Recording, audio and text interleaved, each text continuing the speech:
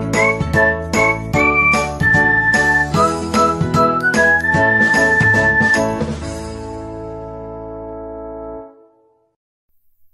friends, this is Satyam here. Once again I welcome you people on our C++ practice problem series. So friends, today in this lecture we are going to learn Fibonacci series. Okay, basically Fibonacci series is a pattern, or we can say series. So friends, we are going to display that pattern using its definition or a logic. Because if we don't know the basics of Fibonacci series, or we can say definition of Fibonacci series, we cannot implement it. Okay, so let's see the definition of Fibonacci series and then further we will implement it. Okay, so friends, you can see the definition of Fibonacci series, that is, the Fibonacci sequence is a series where the next term is the sum of previous two terms. मतलब Fibonacci series एक pattern होता है जिसमें से हर एक number अपने preceding दो digit के सम के इक्वल होता है। मैं फिर से इसको रिपीट करता हूं कि अपने प्रीसीडिंग दो डिजिट के सम के इक्वल होता है। इसका ये कहने का मतलब हुआ, आप यहाँ पर एक एग्जांपल देख सकते हो कि मेरे पास 0 और 1 है, ठीक है। अब 0 और 1 को आप ऐड करोगे तो क्या आएगा, 1 आएगा, ठीक है। तो ये 1 का प्रीसीडिंग डिजिट कौन हुआ है, ये हमारा 0 हो गया, ये हमारा 1 हो गया। क्यों? क्योंकि ये दोनों को ऐड करने के बाद हमारा क्या आ रहा है, 1 आ रहा है। अब 2 के लिए देखो तो 2 का प्रीसीडिंग डिजिट कौन कौन हुआ, ये हमारा 1 हो रहा है और ये भी हमारा 1 हो रहा है। तो ये दोनों को ऐड करने पर हमको क्या मिल रहा है, 2। सिमिलरली अगर हम 3 को देखें तो 3 के लिए 1 और 2 है, 5 के लिए देखें तो 2 और 3 है, 8 के लिए देखें तो 3 और 5 है, 13 के लिए देखें तो 5 8 है। तो आप देख सकते हो कि ये एक पैटर्न बनते जा रहा है, सीरीज बनते जा रहा है, ठीक है। कैसे? हमें जो एक दो डिजिट को ऐड कर रहे हैं और जो हमारा मतलब नंबर आ रहा है उसके इक्वल आ रहा है, तो वो उस तरीके से एक पैटर्न बनते जा रहा है, पैटर्न बनते जा रहा है। तो हम लोग क्या कर रहे हैं कि ऐड कर रहे हैं, दो डिजिट को ऐड कर रहे हैं। अगर हम लॉजिकली या फिर अगर हम प्रोग्रामिंग वे में सोचे तो हम क्या कर रहे हैं, इसको ऐड कर रहे हैं। ऐड करने के बाद जो रिजल्ट आ रहा है उसको रख रहे हैं, फिर से ऐड कर रहे हैं, फिर से उस रिजल्ट को स्टोर कर रहे हैं, फिर से ऐड कर रहे हैं, फिर से स्टोर कर रहे हैं। तो क्या हो रहा है, इस तरीके से एक पैटर्न बनते जा रहा है। तो हमें बस यही लॉजिक को प्रोग्राम में जाकर लिखना है और इम्प्लीमेंट करना है, ठीक है। वो कैसे करना है चलो देखते हैं। ओके, सो फ्रेंड्स, आप देख सकते हो कि मेरे पास यहाँ पर एक छोटा सा फिबोनाची सीरीज का एक कोड है, ठीक है। तो मैंने यहाँ पर इंट टाइप का वेरिएबल मैंने डिक्लेयर किया हुआ है n1, n2, n3, जिसमें से आप देख सकते हो कि n1 को मैंने 0 से इनिशियलाइज किया हुआ है, n2 को 1 से इनिशियलाइज किया हुआ है और एक और वेरिएबल मैंने लिया हुआ है i और a, ठीक है। अब मैंने n1 का वैल्यू 0 और n2 का वैल्यू 1 क्यों लिया हुआ है, मैं आपको एक छोटा सा ड्राई रन करके दिखाऊंगा कि मैंने ये क्यों लिया हुआ है, ठीक है। अब मैंने यहाँ पर यूजर से कुछ इनपुट लिया हुआ है, लिखा हुआ है enter the number up to which we want, मतलब हमें किस नंबर तक फिबोनाची सीरीज का पैटर्न चाहिए, ठीक है। हमें 1 to 10 नंबर के बीच का पैटर्न चाहिए या 20 नंबर तक चाहिए या 30 नंबर तक चाहिए, वो हम उस बीच का जितना भी फिबोनाची सीरीज का पैटर्न है वो हम देखेंगे, वो हम यूजर से इनपुट कराएंगे, ठीक है। और सीन के थ्रू हमें उसको रीड कराना है। और यहाँ पर एक लाइन देख सकते हो, सी आउट n1 और n2।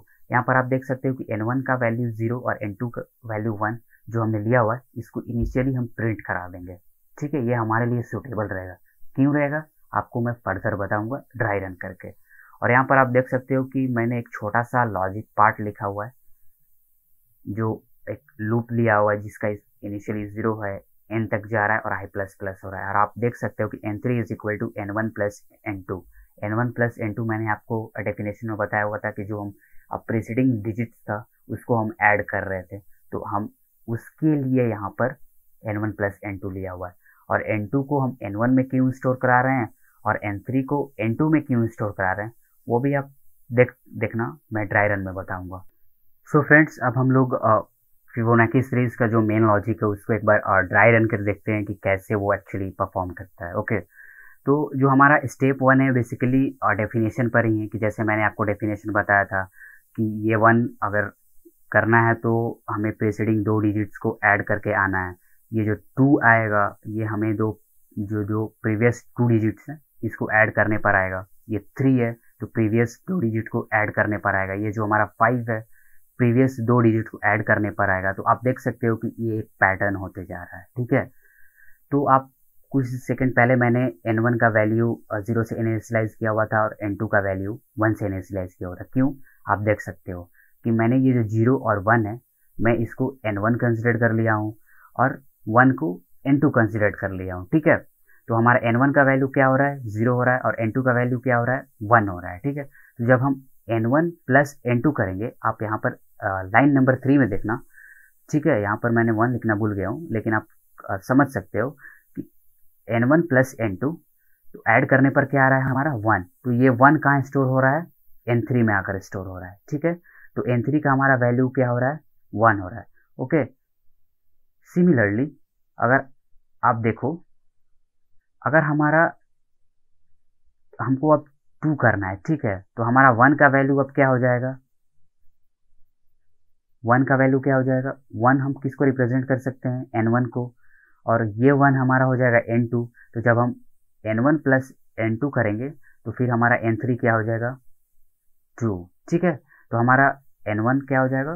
1 हो जाएगा, n2 क्या हो जाएगा? फिर से 1 हो जाएगा। तो दोनों को ऐड करेंगे तो हमारा ओवरऑल रिजल्ट 2 आएगा। फर्दर एक और एग्जांपल ले लेते हैं। सपोज हमारा n1 का वैल्यू 2 हो रहा है, ठीक है, और n2 का वैल्यू हमारा 3 हो रहा है, ठीक है। तो दोनों को ऐड करने पर क्या होगा? 5, जिसका वैल्यू हो जाएगा n3। तो यहाँ पर हम क्या कर रहे हैं? यहाँ पर हम लोग क्या कर रहे हैं कि हर एक स्टेप में n1 और n2 का वैल्यू क्या कर रहे हैं? चेंज कर रहे हैं। पहले हमारा n1 का वैल्यू 0 था, n2 का वैल्यू 1 था, लेकिन जब सेकेंड स्टेप में जब हम लोग ऐड कर रहे हैं तो हमारा n1 ये हो जा रहा है, n2 हमारा ये हो जा रहा है, तब तो ऐड करने पर 2 आ रहा है, तब तो ऐड करने पर 3 आ रहा है, 5 आ रहा है, 8 आ रहा है। तो हम हर स्टेप में n1 और n2 का वैल्यू चेंज कर रहे हैं और ऐड करने पर जो हमारा जो रिजल्ट आ रहा है वो हमारा क्या हो रहा है? n3 हो रहा है। तो एक स्टेप और देखते हैं कि उसमें हम n1 का कैसे वैल्यू चेंज कर रहे हैं, ठीक है।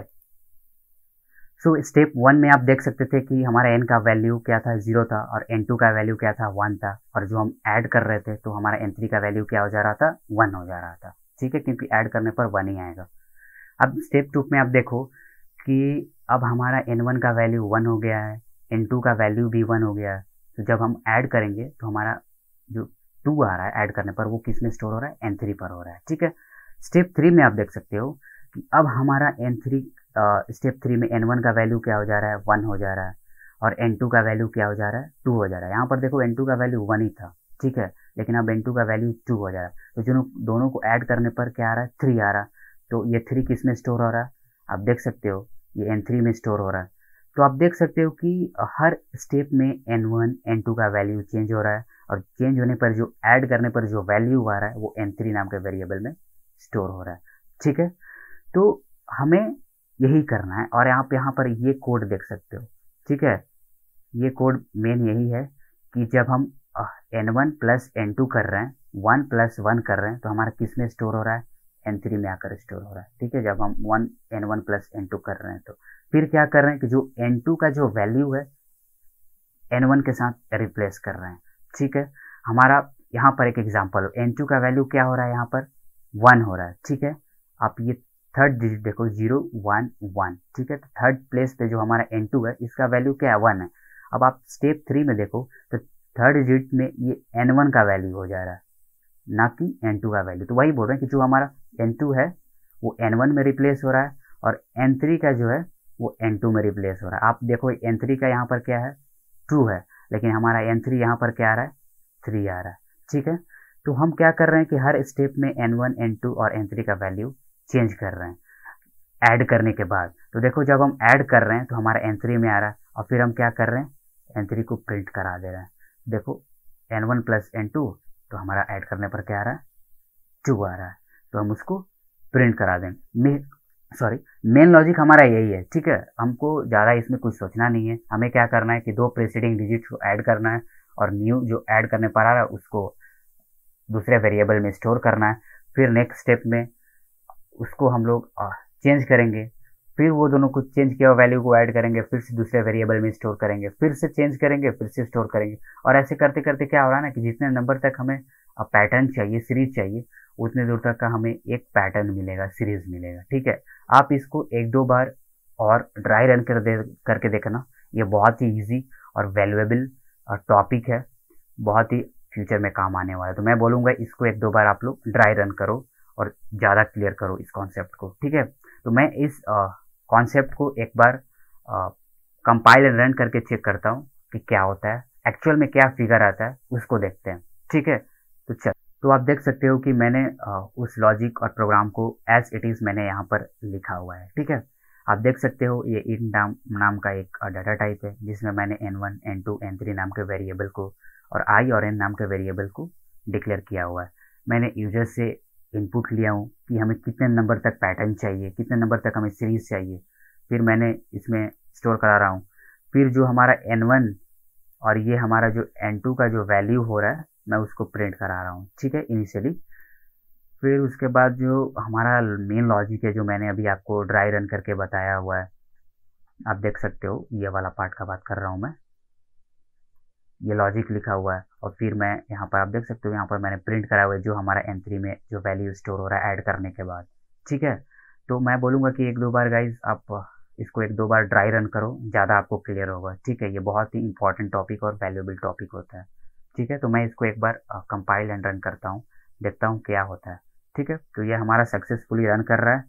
सो हमें सपोज 10 नंबर तक हमें फिबोनाची चाहिए। ठीक है, फिबोनाची पैटर्न चाहिए। तो देखो, तो आप देख सकते हो क्या आ रहा है, 0 1 1 2 3 5 8 1 3 2 1 3 4, रैंडम कुछ भी वैल्यू आ रहा है। ये जो है ना, मतलब कहने का मतलब है कि ऐसा नहीं कि हमारा सीक्वेंस ऑफ सीरीज आ रहा है, या फिर GMAP जो हम बोलते हैं, ज्योमेट्रिक प्रोग्रेस बोलते हैं, जिसे GPAM और फिर GM जो भी होता है, ये सब सीरीज जो होते हैं उस पैटर्न में नहीं आता है। फिबोनाची सीरीज का अलग कॉन्सेप्ट होता है कि हम जो जो प्रीसीडिंग जो डिजिट होता है उसको ऐड करने पर जो हमारा रिजल्ट आ रहा है उसको चेक करते हैं, फिर से ऐड करने पर उसको चेक करते हैं, ऐसे करते करते वो हमारा एक पैटर्न बनते जाता है। ठीक है, सो गाइज आई होप कि आपको ये चीज़ समझ में आया होगा।